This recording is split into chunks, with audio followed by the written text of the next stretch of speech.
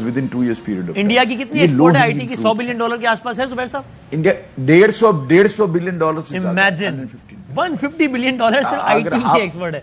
हम पूरे मुल्क में $30 बिलियन एक्सपोर्ट करके हम। मैंने अप्लाई किया था हॉलैंड के लिए ना, तो उधर उन्होंने ना स्पेसिफिकली कैटेगरी लिखा हुआ था, only Indian can apply, Pakistani not allowed. वक्त दूर नहीं है कि जब हमारे लिए भारत भी एक रोल मॉडल बन जाएगा।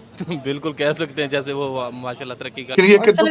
इस्लामाबाद एयरपोर्ट भी तो सर आउटसोर्स कर रहे हैं, कह रहे हैं आहिस्ता आहिस्ता बाकी एयरपोर्ट भी दे देंगे। नहीं, सारे का सारा बिकेगा पाकिस्तान, बनेगा नया पाकिस्तान, बिकेगा पाकिस्तान, ये सारे का सारा बेचेंगे भाई, जो लेना चाहे ले। सोचते यहाँ पर तो भाई हर बुरी चीज रॉ ने कर दी, आरएसएस ने कर दी और मोदी ने कर ली। ये तीन लोग इनके मुंह पे हर टाइम चढ़े। हमने पाकिस्तान को साइड पे रख के बाकी दुनिया से ताल्लुक बनाने का फैसला with in 2 years period of India की कितनी एक्सपोर्ट है आईटी की? $100 बिलियन के आसपास है जुबैर साहब? इंडिया $150 बिलियन से इमेजिन $150 बिलियन सिर्फ आईटी की एक्सपोर्ट है। हम पूरे मुल्क में $30 बिलियन एक्सपोर्ट करके हम भंगड़े डाल रहे होते हैं कि वो जी पूरी मुल्क 30 बिलियन पे।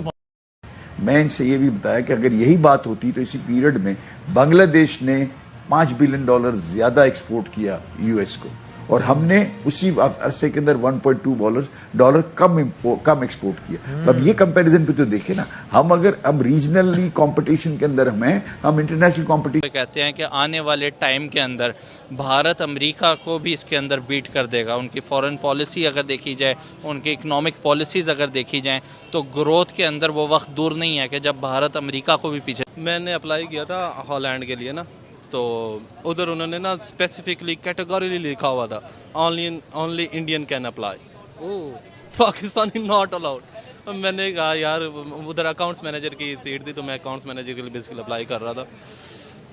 बस इससे अब मतलब सिर्फ इंडियंस ही वहाँ पे apply, only Indians are allowed, Pakistani उन्होंने कैटेगरी लिखा हुआ था। ऐसा नहीं लगता कि जहां हम अमेरिका और कनाडा की बात किया करते थे, आने वाले वक्त में वो वक्त दूर नहीं है कि जब हमारे लिए भारत भी एक रोल मॉडल बन जाएगा। बिल्कुल कह सकते हैं, जैसे वो माशाल्लाह तरक्की कर रहे हैं। भारत से ट्रेड कर लेनी चाहिए। हाँ जी, कर लेनी चाहिए, मतलब ज़रूरी है। बिल्कुल कर लेनी चाहिए। कश्मीर आ जाता है ना बीच में।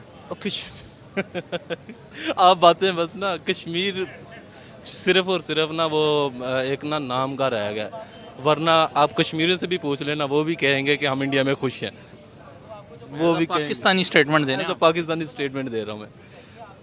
वो क्या करना है यार इस्लामाबाद एयरपोर्ट भी तो सर आउटसोर्स कर रहे हैं, कह रहे हैं आहिस्ता आहिस्ता बाकी एयरपोर्ट भी दे देंगे। नहीं, सारे का सारा बिकेगा पाकिस्तान, बनेगा नया पाकिस्तान, बिकेगा पाकिस्तान, ये सारे का सारा बेचेंगे भाई, जो लेना चाहे ले लेना। लूट सेल लगी है भाई, एक सूबा लो 2 फ्री दे देंगे।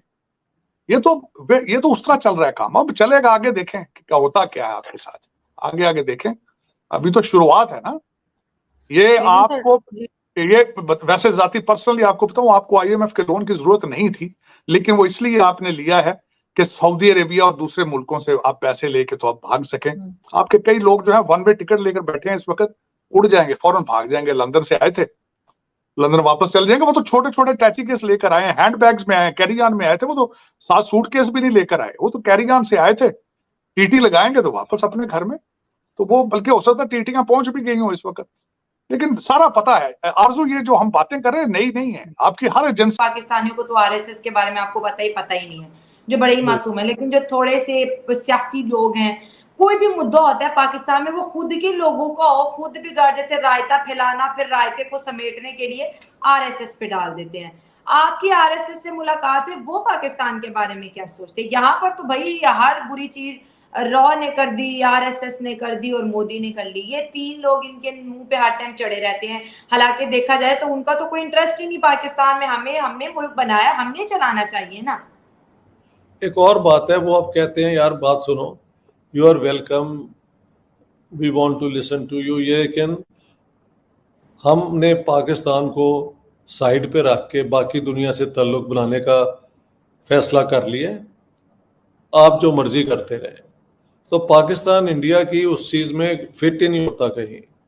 वैसे वी आर नॉट इंटरेस्टेड, क्योंकि जब भी हमने कोशिश की उसमें टेररिज्म हो गई, ये हो गया, तो व्हाट शुड वी डू। अलबत्ता वो मेरी फिर भी बात सुन लेते हैं कि ये अमन होना चाहिए, पीस। उन्होंने कहा we are ready, but you have to do these things. निसाब में से जो नफरत है हिंदुस्तान के लिए वो ख़त्म करें। दोस्ती दो नेबर्स में तभी होती है ना जब वो एक दूसरे के साथ अच्छी तरह एक दूसरे को वो मुखातिब दोस्ती का करते हैं। मूड भी नजर आना चाहिए ना, दिल साफ होना, मुनाफिकत से तो नहीं कुछ बनता ना। और फिर जो टेररिज्म हमने की वो हमारे गले पड़। पासपोर्ट रैंकिंग की अगर मैं आपसे बात करूँ ना तो वर्ल्ड की वर्स्ट तरीन रैंकिंग में पाकिस्तान का नाम है, जबकि वो 87 से 80 के ऊपर चले गए हैं। ऑटोमोबाइल सेक्टर की अगर मैं आपसे बात करूँ तो जापान जैसी कंट्री को भारत ने बीट किया है। मेड इन इंडिया प्रोग्राम के तहत दुनिया की बेहतरीन किस्म की गाड़ियाँ भारत अब खुद बना रहा है। आईफोन की मैन्युफैक्चरिंग जो है वो कहीं आसपास नहीं हो रही, आपकी नेबर कंट्री भारत के अंदर हो रही है।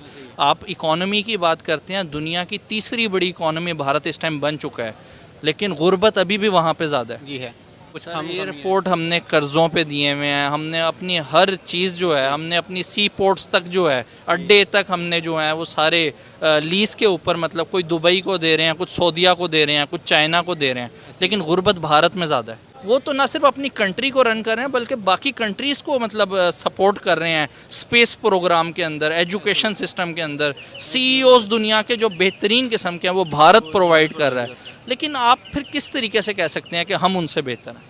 सर हम उनसे बेहतर तो कोई नहीं है, ये सिर्फ एक स्टेटमेंट होती है जो वक्ती तौर पे कवर करने के लिए। जो आपने अभी पास की? जी मैंने पास की, इसी तरह ही हमारे जो वजीर है उन्होंने भी पास की।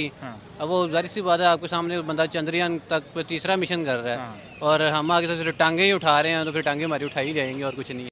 कि इस वक्त जब श्रीलंका के ऊपर क्राइसिस थे तो पेरिस क्लब एक पेरिस क्लब ने इन्होंने पैसे दिए, जापान ने दिए थे, भारत ने, ये सारे इनके कर्जे जो थे सब ने कहा हम अपने रीएडजस्ट कर लेंगे कर्जे, लेकिन चाइना ने कहा था हम अपने कर्जे रीस्केड्यूल नहीं करेंगे। तो और फिर उसके बाद ये हुआ कि उनका एक जासूस बैरी शिप जो था वहां पे खड़ा होके भारत की एटमी तनसीबात जो है उनको भी देखता रहा। हालांकि श्रीलंकन उसमें इंटरेस्टेड नहीं थे, उनको इतराज था। भारत ने अपना प्रोटेस्ट रिकॉर्ड कराया लेकिन श्रीलंका कुछ नहीं कर सका, चाइना ने अपनी मर्जी की उसमें। अब आज जो मैं समझता हूं कि जो भारत ने बहुत बड़ी एक तो, दूसरी बात उसमें बताना चाहूंगा, पिछले साल जनवरी से जुलाई तक भारत ने उनको $4 बिलियन दिया।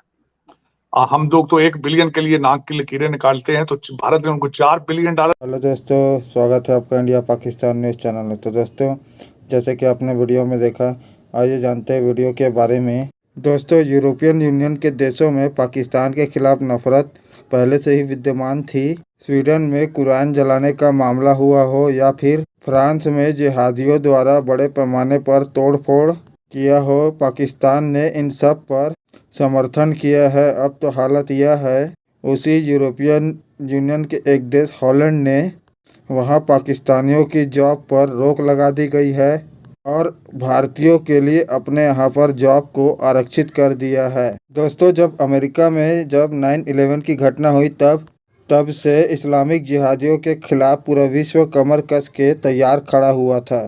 उसके बाद जब भारत में 26/11 की घटना हुई तब जल्दी में पेट्रोल का काम किया और तब पूरी दुनिया में एक तरह से कमर कस लिया कि पूरी तरह से इस्लामिक जिहादियों का संपूर्ण नाश कर दिया जाएगा। लेकिन पाकिस्तान को यह बात समझ में नहीं आई।